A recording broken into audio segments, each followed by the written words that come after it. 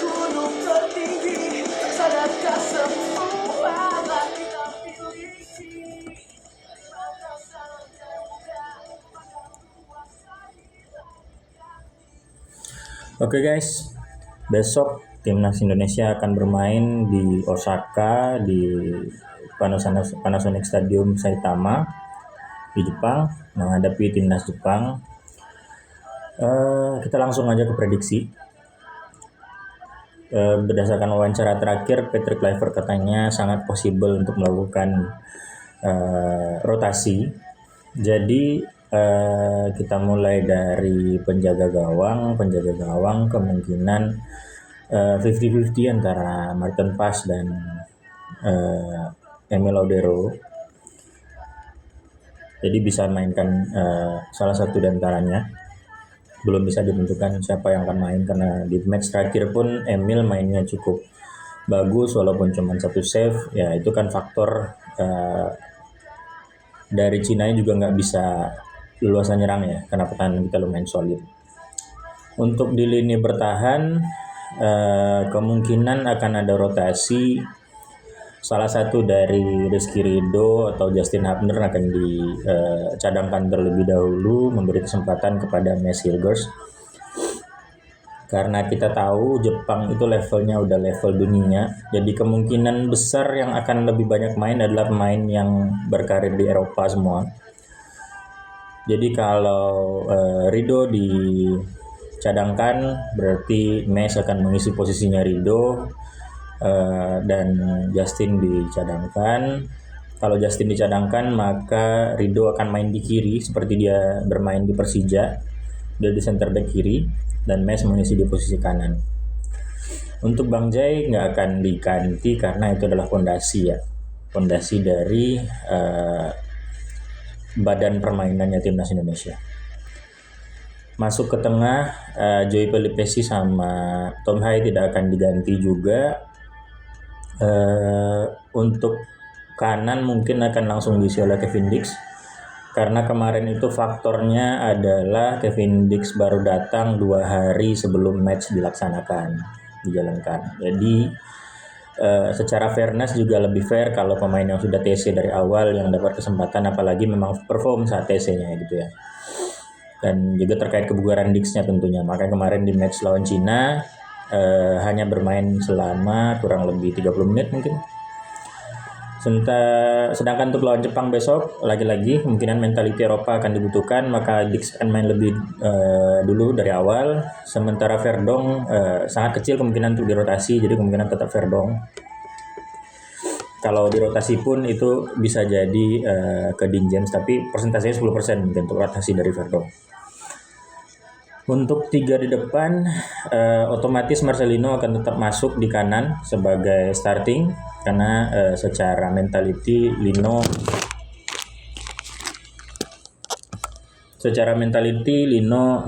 jauh lebih unggul dibandingkan baik Jakob ataupun Beckham ya, yang juga tampil impresif di pertandingan kemarin.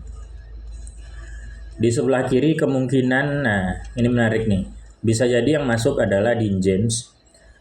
Banyak prediksi dari pandit-pandit di Indonesia yang bilang kalau Kambuaya kemarin mainnya bagus, saya sepakat. Cuman sepertinya nggak akan Kambuaya yang mengisi di sana karena ada kendala di tengah, di mana salah satu pemain pelapis kita, Ivar Jenner, itu nggak bisa main di pertandingan besok karena akumulasi kartu. Jadi kemungkinan Kambuaya akan disiapkan untuk pelapis Tom Hai yang biasanya 70 itu sudah mulai habis ya. Jadi Kambuaya kemungkinan besar nggak akan jadi starting. Karena kalau Kambuaya main starting, yang akan melapis Tom Hai dan Pelupesi itu kurang kuat ya kalau nggak ada Ivar. Otomatis kan sisa Nathan, walaupun Justin Hubner atau Jordi Amat juga bisa main di sana, tapi terlalu berisiko. Ini pertandingan terakhir memang tidak menentukan, tapi sangat berpengaruh untuk poin FIFA kita ranking. Dan Pak Erick Thohir juga bilang akan tetap menargetkan poin di pertandingan besok di Jepang, dan beliau sudah berada di Jepang saat ini. Otomatis Patrick akan melakukan rotasi tapi tidak akan gambling juga. Jadi kemungkinan Ricky Kambuaya tidak akan ditampilkan dari awal untuk backup antara Tom Haye dan Pelupesi nanti di babak kedua. Bisa Beckham juga di sana atau Marcelino, tapi ya Beckham menurut saya pribadi, Beckham dan Lili Pali di tim ini role-nya adalah sebagai super sub ya. Jadi kemungkinan di kiri depan akan diisi oleh Dean James. Kecil peluang untuk strike main.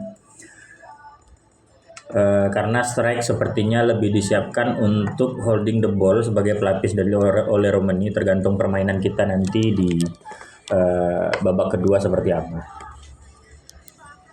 Di depan untuk striker utama sudah pasti tidak akan berubah, itu pasti oleh Romani, karena Ole sudah bisa membuktikan kontribusinya 3 game 3 gol, mentalitasnya di penalti juga bagus. Ya, jadi Ole kemungkinan tidak akan diganti.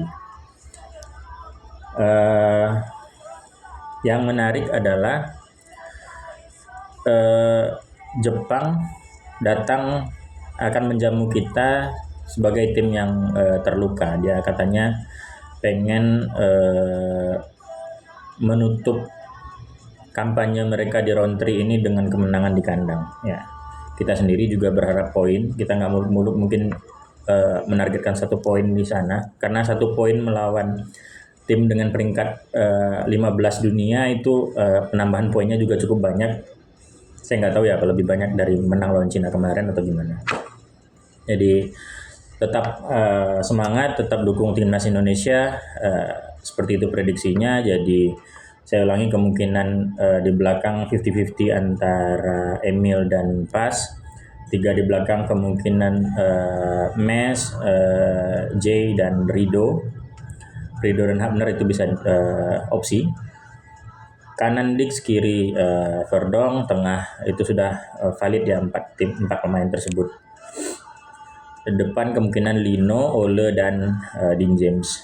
Karena kita lagi-lagi saya bilang Jepang itu mentalitasnya sudah Eropa, sudah dunia, jadi kita butuh pemain-pemain dengan mentalitas Eropa yang sudah terbiasa dengan level competitiveness di Eropa sana, yang level sepak bolanya memang jauh lebih tinggi daripada ASEAN, Asia, dan apalagi Indonesia ya. Bukan tanpa mengecilkan level kompetisi di Indonesia sendiri, karena saya sendiri juga menonton Liga 1. Oke, tetap semangat, kita dukung Indonesia besok jam 17.35. Mudah-mudahan Indonesia bisa meraih poin seperti yang ditargetkan. Semangat!